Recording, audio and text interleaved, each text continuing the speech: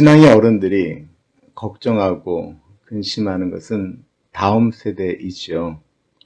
우리 다음 세대가 과연 믿음을 잘 지킬 것인가?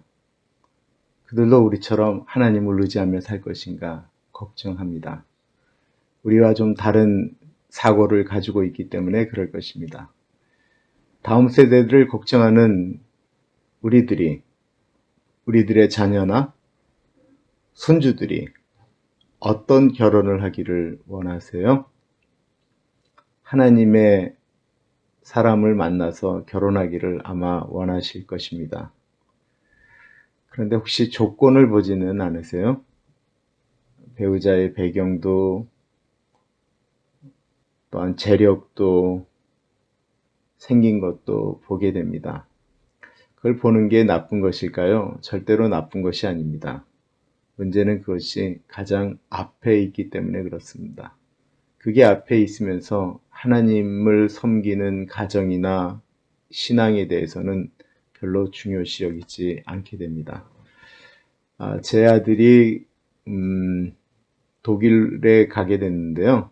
원래는 한국으로 가는 것이 계획이었습니다. 한국에 또 저희 가족들이 있기 때문에 아이가 한국에서 근무하는 것을 원했습니다. 그런데 제가 한국으로 가게 된다고 처음에 이제 이야기를 할 때 제가 우리 아이에게 이런 부탁을 했습니다. 나는 네가 한국에서 자라난 여자애하고 결혼하는 것은 원치 않는다. 문화가 다르기 때문에 그렇고요. 제가 보기에는 우리 예석이는 미국에서 자란 아이하고 결혼하는 것이 좋다라고 생각이 됐어요. 그는 제가 피부색하고는 상관이 없습니다. 그것이 우리 아이에게 제가 부탁하는 내용이었습니다. 창세기 24장은 아브라함의 시대가 끝이 나고 이삭의 시대가 도래하는 것을 보여줍니다. 그것은 이삭의 결혼 이야기거든요. 아브라함의 나이 140세, 그의 아내 사라가 죽은 지 3년 후, 즉 이삭의 나이 40이 되었을 때 아브라함이 그의 늙은 종, 그러나 평생을 같이 한 충직한 종 엘리에셀을 불러다가 이삭의 배우자 구하는 것을 부탁하게 됩니다. 이 엘리에셀도 굉장히 나이가 많은 종인데 그 부탁에 순종하며 나아가게 되지요. 엘리에셀이 정말 나이가 많은 종이었습니다. 이때 아브라함의 사타구니에다가 손을 넣고 맹세합니다. 아브라함의 부탁은 무엇이었냐면요. 가나안 땅에서 내 아들의 배우자를 구하지 말고 나의 아비집, 친척이 있는 저 멀리 메소포타미아까지 가서 배우자를 구해오라는 것이었습니다. 보겠습니다. 내가 너에게 하늘의 하나님, 땅의 하나님이신 여호와를 가리켜 맹세하게 하노니 너는 내가 거주하는 이 지방 가나안 족속의 딸 중에서 내 아들을 위하여 아내를 택하지 말고 내 고향, 내 족속에게로 가서 내 아들 이삭을 위하여 아내를 택하라. 이게 종의 입장에서는 참 황당한 얘기입니다. 거기까지 갔는데 여자가 안 따라오면 어떡합니까? 거기에 하나님이 예비하신 사람이 있습니까? 아브라함 누구를 두고 말씀하시는 건가요? 라고 했더니만 아브라함도 전혀 모르는 거죠. 그냥 구해오라는 거였어요. 그러면서 그 종의 질문에 이렇게 대답을 합니다. 하늘의 하나님 여호와께서 나를 내 아버지의 집과 내 고향 땅에서 떠나게 하시고 내게 말씀하시며 내게 맹세하여 이르시기를 이 땅을 내 씨에게 주리라 하셨으니 그가 그 사자를 너보다 앞서 보내실지라 내가 거기서 내 아들을 위하여 아내를 택할지니라. 그 종이 이에 그의 주인 아브라함의 허벅지 아래에 손을 넣고 이 일에 대하여 그에게 맹세하였더라. 종에게는 다른 생각이 없었습니다. 주인의 말이 안 되는 그 말에 순종을 합니다. 고린도전서에 보면 맡길 자에게 구한 것은 충성이라고 했습니다. 엘리에셀은 평생 그렇게 그의 종에게 충성하였습니다. 낙타 10피를 끌고 길을 떠납니다. 그리고는 천신만고 끝에 나홀의 성에 도착하게 됩니다. 나홀은요, 아브라함의 동생 나홀의 이름을 딴 성입니다. 나홀도 큰 부자가 되어져 있었던 것 같습니다. 우물가에서 엘리에셀은 사람들을 만나 나홀의 집이 어딘지, 나홀의 가족관계가 어떤지, 아직 결혼하는 처자가 있는지 그거 묻지 않고요. 하나님께 참 간절한 기도를 합니다. 믿음의 기도입니다. 아브라함이 하나님을 섬기는 것을 보면서 같이 기도하면서 한평생을 살았던 늙은 종의 간절함과 그 종에 대한, 그 주인에 대한 사랑과 또한 자신이 늙어가면서 바라보는 이삭에 대한 사랑이 간절히 깃들어져 있는 귀한 고백입니다. 12절부터 볼게요. 그가 이르되 우리 주인 아브라함의 하나님 여호와여 원하건대 오늘 나에게 순조롭게 만나게 하사 내 주인 아브라함에게 은혜를 베푸시옵소서. 성중 사람의 딸들이 물길르러 나오겠사오니 내가 우물 곁에 서 있다가 한 소녀에게 이르기를 청하건대 너는 물도기를 기울여 나로 마시게 하라 하리니 그의 대답이 마시라 내가 당신의 낙타에게도 마시게 하리라 하면 그는 주께서 주의 종 이삭을 위하여 정하신 자라. 이로 말미암아 주께서 내 주인에게 은혜 베푸심을 내가 알겠나이다. 이 엘리에셀은 이삭이 아무나 어떤 여자와 결혼하는 것을 본인도 원치 않았습니다. 하나님께 기도하는 거예요.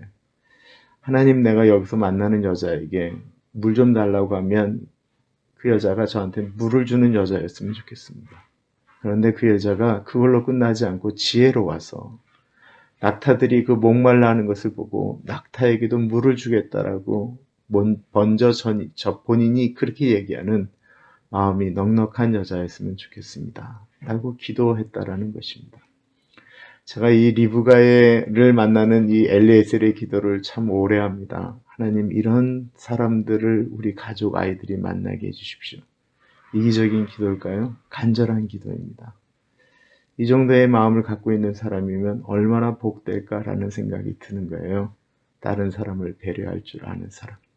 그때 마침 리브가가 옵니다.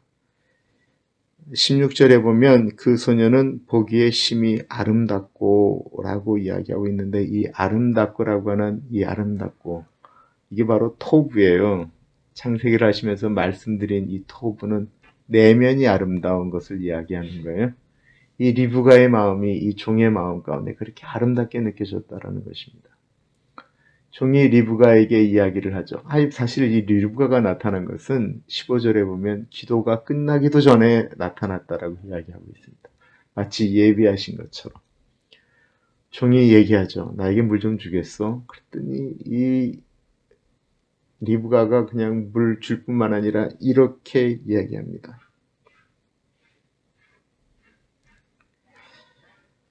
그가 이르되 내 주여 마시소서 하며 급히 그 물동이를 손에 내려 마시게 하고 마시게 하기를 다하고 이르되 당신의 낙타를 위하여서도 물을 길어 그것들도 배불리 마시게 하리이다.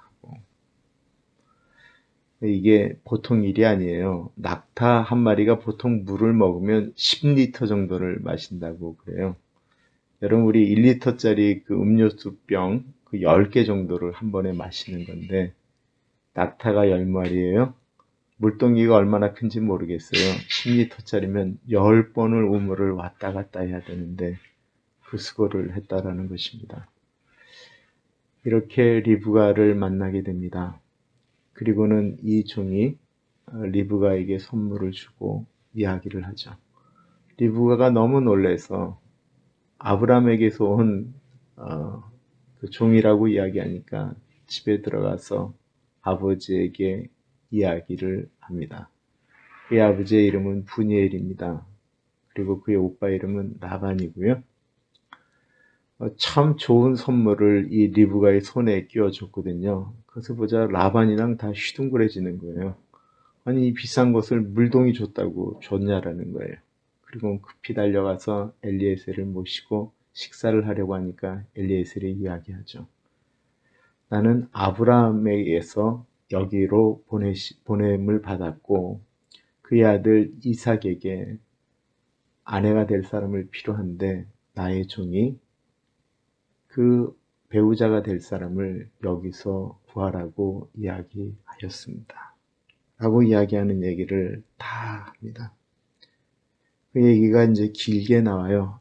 네, 얘기 못했는데요. 창세기 24장이 창세기 가운데 가장 긴 절을 갖고 있는 것입니다. 그러고 나니까 뭐 물어보죠. 돈도 많은 것 같고 다 괜찮은 것 같아요. 라반이 돈이 욕심이 많은 사람이거든요. 나중에 이제 그 리브가의 아들 야곱과 이 라반이 얽히는 얘기가 또한 재미있죠.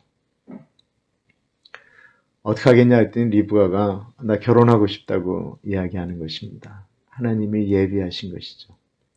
문제는 그 다음 날입니다. 그 다음 날 엘리에셀이 떠나겠다고 얘기합니다. 얼마나 황당한 얘기예요. 그 전날 만났는데 딸을 데리고 떠나겠다고 하니 누가 주려고 그러겠어요. 엄마도 아빠도 오빠도 어떻게 내 동생이 이렇게 보냅니까? 내 딸 이렇게 보냅니까? 열흘이라도 더 있게 해주십시오. 라고 이야기합니다. 엘리에셀은 단호합니다. 나는 떠나야 합니다. 우리 주인에게 빨리 이 소식을 알려주어야 합니다. 라고 이야기를 합니다. 리브가에게 묻죠. 떠나겠느냐? 리브가가 얘기합니다. 네, 아주 간단하게 이야기합니다. 58절이에요. 리브가를 불러 그에게 이르되 내가 이 사람과 함께 가려느냐? 그가 대답하되 가겠나이다. 리브가도 그날 많은 생각을 하며 기도하였던 것 같습니다. 그리고는 이것은 하나님의 뜻이다 라고 생각하며 순종하였습니다. 그리고는 다시 먼 길을 걸어서 아브라함에게 올 때에 이삭이 들녘에서 묵상하고 있었습니다. 63절에 보면 이삭이 저물 때에 들에 나가 묵상하다가 눈을 들어보매 낙타들이 오는지라. 이삭은 하나님의 사람이었고요. 순전한 사람이었습니다. 하나님의 뜻이 무엇인지를 알아보려고 기도하며 나아갔던 사람들입니다. 그때 리브가를 만나게 됩니다. 이삭의 마음 가운데는 엄마에 대한 그리움이 있었습니다. 그런데 리브가를 만난 다음에 그 모든 것들이 잊혀지기 시작합니다. 67절 볼게요. 이삭이 리브가를 인도하여 그의 어머니 사라의 장막으로 들이고 그를 맞이하여 아내로 삼고 사랑하였으니 이삭이 그의 어머니를 장례한 후에 위로를 얻었더라. 여러분, 이것이 부부관계인 것 같아요. 부모를 떠나서 부부가 한 몸이 되고 그 안에서 갖는 마음, 서로를 덮어주고 회복시켜주는 마음입니다. 창세기 24장에는 순종에 관련된 이야기들이 참 많이 있습니다. 그 늙은 종 엘리에셀이 먼 길을 가서 주인의 명령에 순종하는 것, 그리고 하나님께 순전하게 기도하는 것, 그 기도에 응답하시는 하나님, 그리고 리브가의 결단, 그리고 그 리브가를 만난 다음에 하나님이 맺혀준 그 사랑 때문에 회복되어지는 이삭의 이야기. 누군가 내 옆에 있다라고 하는 것은 축복입니다. 그 사람을 하나님께서 맺어주셨다라고 생각을 하며 그 사람에게서 하나님의 형상을 발견하고 오늘도 그 사람에게, 그분들에게, 그 자녀에게, 그 손주를 위하여 기도하고 축복하고 그 만남을 소중하게 여기는 우리 모두가 되기를 축원합니다. 오늘은 여기까지 하겠습니다. 감사합니다.